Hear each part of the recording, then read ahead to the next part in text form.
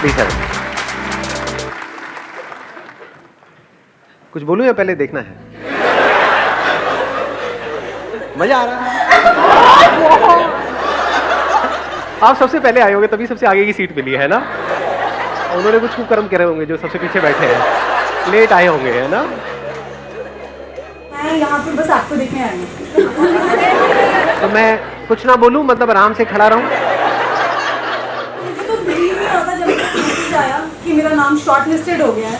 मतलब मुझे लगा था भी बोलते कोई फ्री में बुलाते नहीं है। अच्छा, मतलब आप मेरे सेशन सारे देखते हो लेकिन मेरे को चोर समझते हो? मतलब आपको लगता है मैं झूठ बोलता हूँ कि फ्री में कुछ नहीं होता है? मतलब दिखाता हूँ फ्री, यहाँ पे आकर के मैं सबके जो भी आपके कंगन है, सोने के चेन है, ये सब उतार लेता हूँ। मतलब आपको ये लगा था, या फिर पीछे से पैसे खाता हूँ?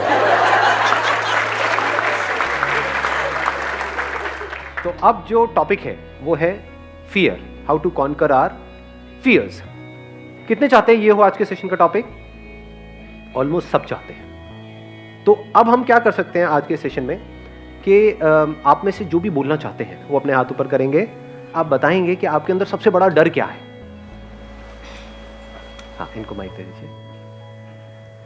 इंसल्ट होने का डर। लाइक अभी मुझे कैमरे के सामने बोलने का भी डर था कि मैं बोलूं कि नहीं बोलूं, बट आई थॉट कि बोलना चाहिए। इसको कह सकते हैं fear of being laughed eight. हाँ। ये कितनों के अंदर है ये फियर कि अगर मैं आपको अभी कहूँ यहाँ पे स्टेज पे आकर के यहाँ पे 5 मिनट के लिए खड़े होना, लोगों को हंसाना है कुछ भी बोल करके, तो कितने हैं जिनको डर लगेगा? कोई भी कुछ भी सोच रहा है आपके बारे में, उसमें कोई प्रॉब्लम है? कोई प्रॉब्लम नहीं है। वो सोच ले बेवकूफ आपको या मुझे, मैं अपने पे रखता हूं, आप पे नहीं रहा, कहीं आपको बुरा ना लग जाए। मेरे को अगर कोई आप में से बेवकूफ समझ रहा है उसमें कोई दिक्कत है? बेवकूफ बोल रहा है उसमें दिक्कत है? क्यों नहीं है? दिक्कत तो है। जब बोलते हैं वो खुद ही होता है। ये तो मेरे को बच्चों की याद आ गई। जो बोलता है कुत्ता, तू जो कुत्ता बोलता है वो खुद ही कुत्ता होता है। तू कुत्ता। हाँ। कभी कभी जान करके बेवकूफों वाली हरकतें करो।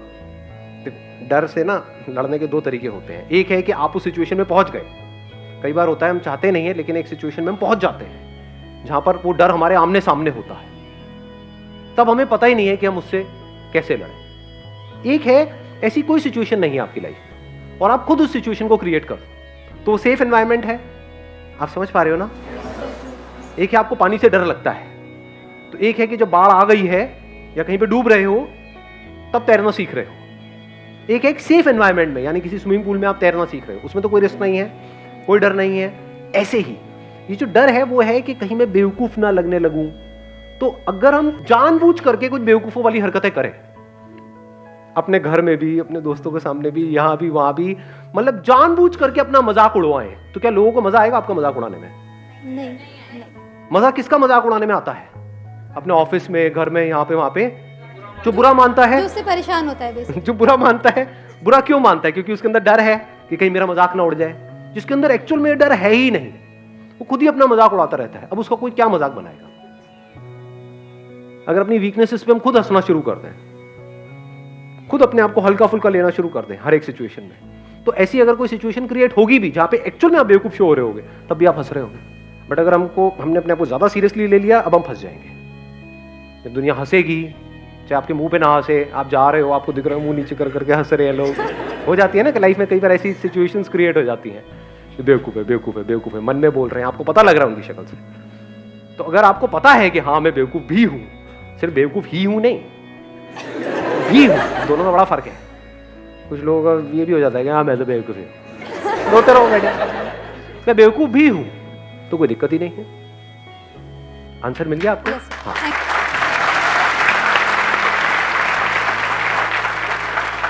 तो प्रैक्टिकली आप कुछ ऐसा करना चाहते हैं यहाँ पे स्टेज पे आकर? नहीं, इतना नहीं है ना, ये सेफ एनवायरनमेंट नहीं है। लाखों लोग इस वीडियो को देखने वाले हैं। बिल्कुल ठीक। अब देखो, अभी इन्होंने कहा नहीं, तो क्या ये सही डिसीजन है, गलत डिसीजन है? बिल्कुल सही है, क्योंकि डर को एक झटके में कॉन्कर नहीं किया जाता है। ये नहीं कि मुझे तैरने से डर लगता है तो मैं सीधा जाकर के समुद्र में तैरूंगा। इसको हम करेज समझते हैं, बट ये करेज नहीं, बेवकूफी होती है बहुत बार। कि अगर डर है तो धीरे धीरे कॉन्कर करो, धीरे धीरे। Hi sir, my name is Chirag. I went to New Zealand for studies. तो वहाँ से क्या हुआ कि 1.5 महीने तक मुझे कोई जॉब नहीं मिली। अब I am planning again to go to Canada, but मेरे को ये डर है कि अगर मैं दोबारा कोशिश करूँगा तो फिर से फेल ना हो जाऊँ, because a lot of money was involved. Fear of failure, इसको और अगर स्पेसिफिक किया जाए, fear of financial failure. Financial failures. Past में आपने कुछ ऐसा किया जहाँ पे आपको फाइनेंशियल लॉस हुआ, अब आपके अंदर डर है कि मैं दोबारा उस काम को करूँ या ना करूँ। ये डर हमारे अंदर होना चाहिए, नहीं होना चाहिए? कितने कहते हैं नहीं होना चाहिए? 3-4 लोग। कितने कहते हैं डर होना चाहिए हमारे अंदर? ये होना चाहिए, because money is like your life line. 2 तरह के फियर्स होते हैं, इसको ध्यान से समझ लेना। एक है साइकोलॉजिकल, एक है फिजिकल। पहले इन दोनों को अलग अलग करके हमको समझना होगा। साइकोलॉजिकल क्या है? लोग हंसेंगे तो, लोग मेरे को बेवकूफ बोलेंगे तो, ये सब क्या है? Psychological fears.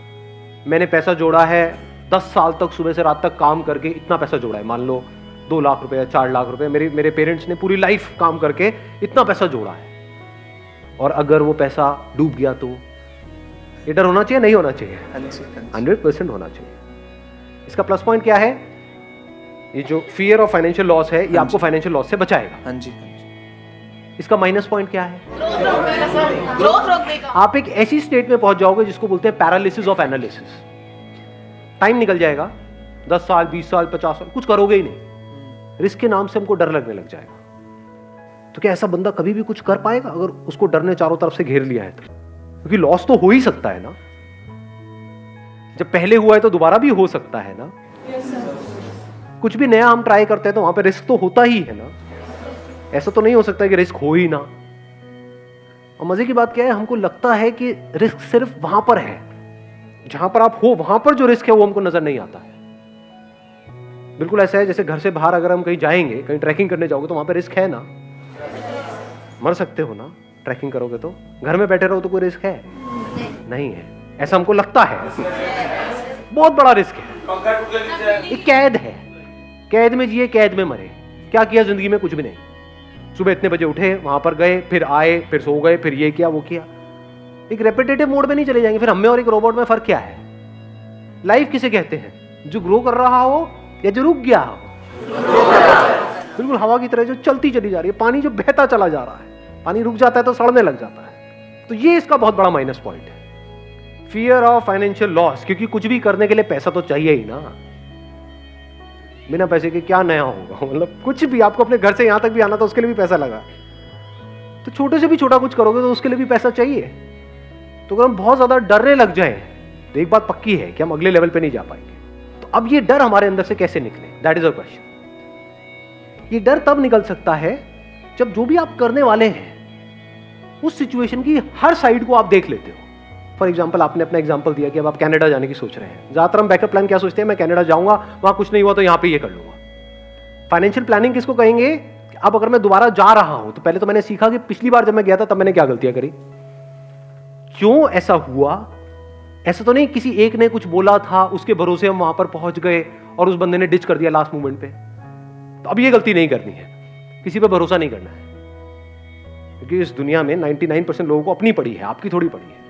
तो अब क्या यहाँ पे इस रिस्क को कैसे कवर किया जाए, या इस डर को अपने अंदर से पूरी तरह से कैसे निकाला जाए कि अब अगर मैं वहां जा रहा हूं तो जो भी आप सोच के जा रहे हो कनाडा, वो नहीं हुआ तो मैं क्या करूंगा? वापस आके नहीं, वहीं पे वहां गया, जाते ही 2 दिन के अंदर अंदर मैंने ये किया, इस पर्सन से मिला या ये इंटरव्यू दिया, ये किया। वो इंटरव्यू पहले से प्लान्ड है, 10 इंटरव्यूज पहले से प्लान्ड है, ये 10 में भी हर जगह ना हो गया। अब मैं क्या करूंगा? क्या वापस आ जाऊंगा?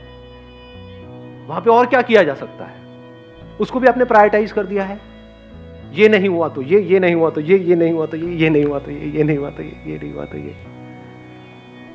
तो आपके फेलियर होने के चांसेस बहुत कम हो गए। तो डर निकल गया।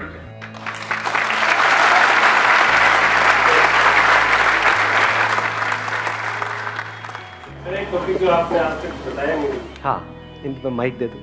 अभी एक्चुअली में होता क्या है, जिनके पेरेंट्स है, मतलब घर बना हुआ है, जैसे ज़रूरत का सामान है, रोटी कपड़ा और मकान है, वो तो सारे रिस्क ले सकते हैं। जो मेरे जैसे खुद चल के, जिन्होंने मतलब कुछ नहीं था हमारे पास, फिर मैंने एक अपना स्टैंडर्ड बनाया, घर बनाया, ऑटोमेटिक गाड़ी ली, सरकारी नौकरी, सरकारी अफसर बना, सब कुछ बन गया। और शादी भी हो गई, वो भी आजकल वो हो गया ना उतनी नहीं, तो वो भी हो गई। तो ओवरऑल मतलब आज की नज़र में सबके सामने मैं बहुत सक्सेसफुल हूँ। सब कहते हैं हाँ इसके पास बड़ा घर है, बड़ी गाड़ी है, लेकिन मैं मेरी जॉब से खुश नहीं हूँ। मेरे को मतलब जाना ही पसंद नहीं है, पसंद ही नहीं है मेरे को मेरी ये जॉब। सब आप बोलना चाहते हैं कैमरे में? हाँ कोई दिक्कत नहीं है। अब बात है कि अब मैं खच्चर, मेरे को खुद फील लगे मैं खच्चर हूँ। मैं रोज़ सुबह जाता हूँ 9 बजे, रात को 9 बजे घर आता हूँ, ठीक है, वो पैसा आ रहा है, जितना भी तनख्वाह मिल रही है, सरकारी अफसर है तो तनख्वाह तो फिक्स है, अभी इतनी मिलनी है। तो अब क्या EMIs तो जा रही है, गाड़ी की भी जा रही है, घर की भी जा रही है, तो मैं मेरी लाइफ से बोर हो गया, तो मैंने रिज़ाइन कर दिया। रिजाइन कर चुके ऑलरेडी? हाँ मैंने रिज़ाइन कर दिया। अच्छा, तभी इतना बोल रहे हो आप? क्या यार, मैंने रिज़ाइन कोई कर दिया। दिक्कत नहीं है। हाँ नहीं मैंने रिज़ाइन दे दिया। अब आप समझ सकते हैं एक सरकारी अफसर इतनी बड़ी पोस्ट से रिज़ाइन दे दिया तो घर वाले सब अगेंस्ट हो गए कि तू करेगा क्या, मुझे नहीं पता क्या करना है, मुझे ये जॉब नहीं करनी। मेरे को 1 साल हो गया और अब मेरी हालत हो गई ख़राब क्योंकि वो जो EMIs जा रही है वो तो जा रही है, जाहिर है। अब मैं ये कहना चाहता हूँ कि जो अपने सपने हैं, जैसे मेरे को कुछ बड़ा करना है लेकिन वो घर वालों को तो नहीं करना, तो डर ये है कि अब मेरे सपनों के लिए फैमिली के सपने दांव पे लगाए या ना लगाए। सबसे पहले तो let's give a big hand for him.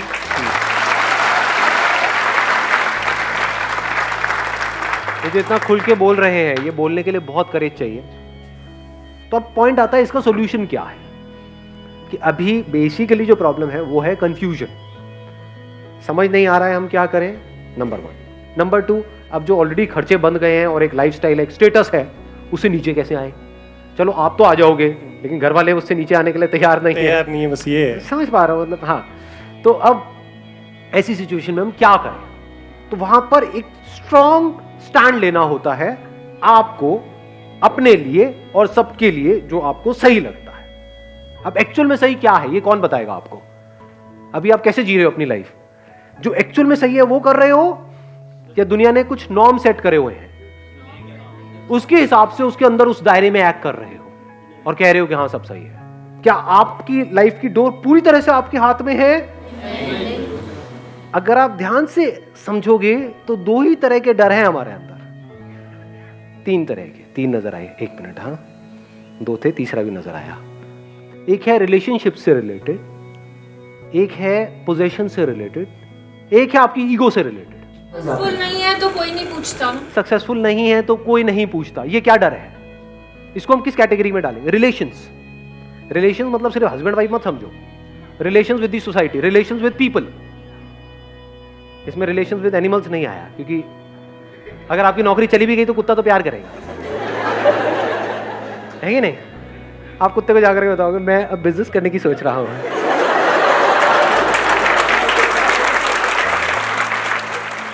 लेकिन अगर किसी और रिलेशन में किसी को बताया तो वो क्या करेंगे?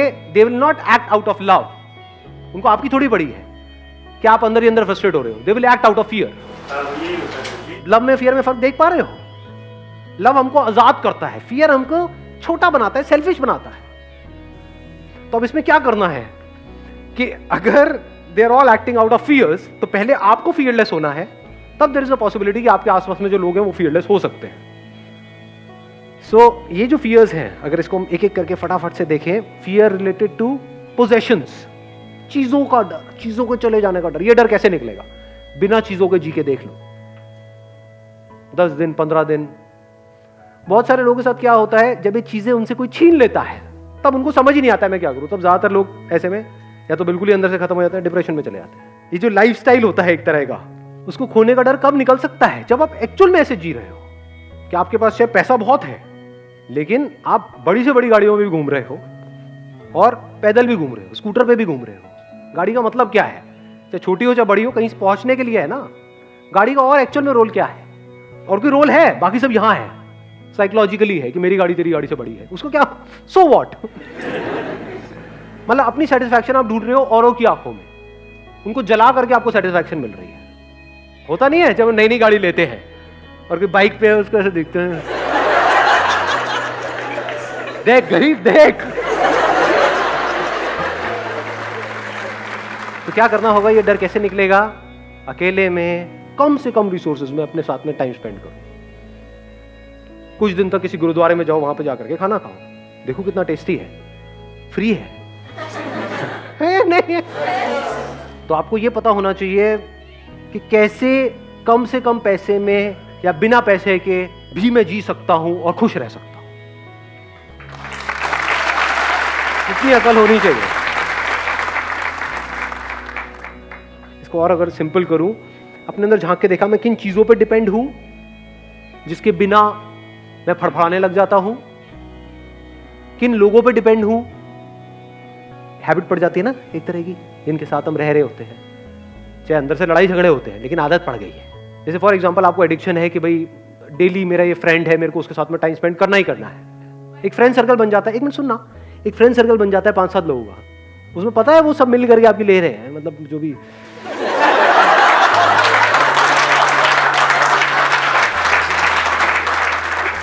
मतलब है, आपका मजाक उड़ा रहे हैं। हाँ, मतलब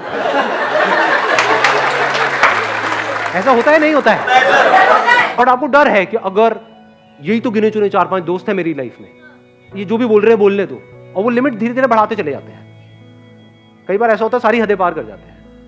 आपके बारे में बोल रहे हैं, आपके माँ बाप के बारे में बोल रहे हैं, वो बंदे सुने चले जा रहे हैं। क्यों? क्योंकि डर है कि इन्होंने मेरे को अपने ग्रुप से निकाल दिया तो मेरा क्या होगा।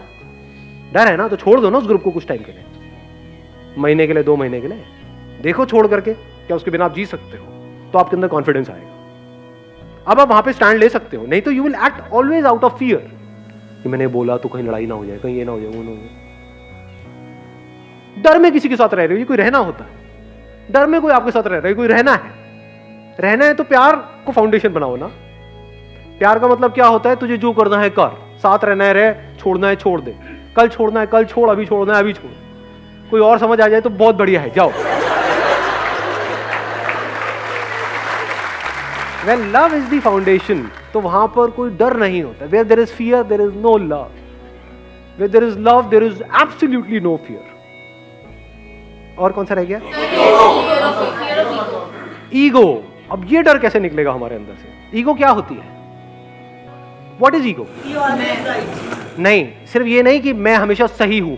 कोई बोलता है ना कि मैं तो बिल्कुल ही गलत हूं, मैं तो गया गुजरा हूं, वो भी ईगो है। ईगो हम किसको समझते हैं? मैं ये, मैं वो एरोगेंस है। ईगो का मतलब क्या है? मैं ये हूं,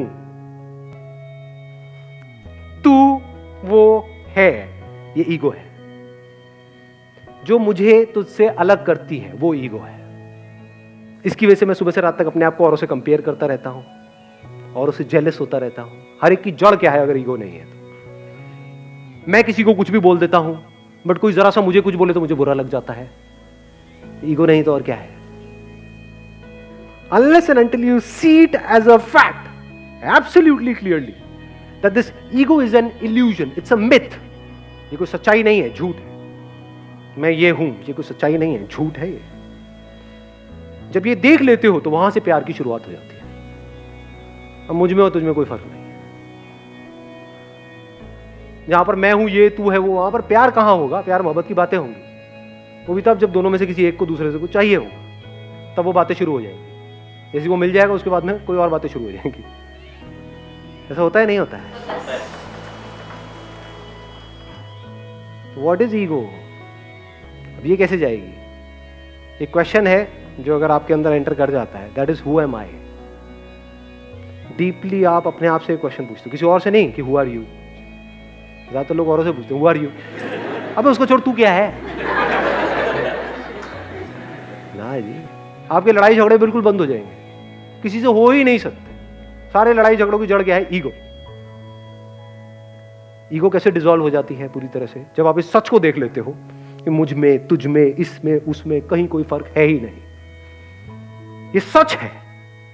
अपने आप को आप, एक पेड़ आपको दिख रहा होता है, उससे अलग समझ रहे होते हो, जबकि आपको इतना सा समझ नहीं आ रहा है रियलिटी के बेस पे कि अगर वो पेड़ आपको ऑक्सीजन नहीं देगा तो आप सांस कैसे लोगे?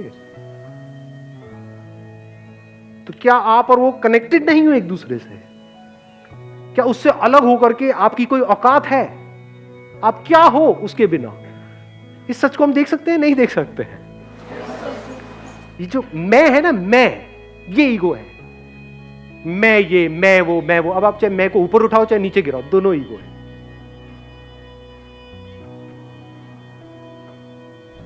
सुबह से रात तक यहीं पे हम जीते हैं, यहीं पे मर जाते हैं। इससे जब आप बाहर निकलते हो तब आपको कुछ नजर आने लग जाता है। तब एक नई दुनिया का रास्ता आपके लिए खुल जाता है जो इस दुनिया से बिल्कुल अलग है। वहां पर मैं और तू कहीं पर भी नहीं है। जैसे फॉर एग्जाम्पल, मैं एक छोटा सा एग्जाम्पल दूंगा, I am not too sure आप कैसे देखोगे। कभी प्रैक्टिकली 20 मिनट के लिए, आधा घंटे के लिए बैठ करके यहाँ पे इस पे ध्यान लगाना, तो आपको समझ आएगा क्या है। ये जो 2 उंगलियां है ना, ये अलग अलग है, ये अलग है, ये अलग है, बिल्कुल इस तरह से जैसे आपकी बॉडी और ये बॉडी अलग अलग है। पर जैसे ही इसको हम जोड़ते हैं तो कुछ देर बाद ये एक हो जाती है। यहाँ पे एनर्जी आपको फील होगी, फिर धीरे धीरे वो एनर्जी इतनी तेजी से फ्लो करने लग जाएगी कि उंगलियां फील होनी आपको बंद हो जाएगी। You will not be able to feel your fingers, there be only energy. वो यहां है या वहां है आपको ये तक पता नहीं होगा, यहां वहां गायब हो जाएगा, सिर्फ एनर्जी रह जाएगी। ये सिंबल है ये बताने का कि सब जुड़ा पड़ा है, सब एक है।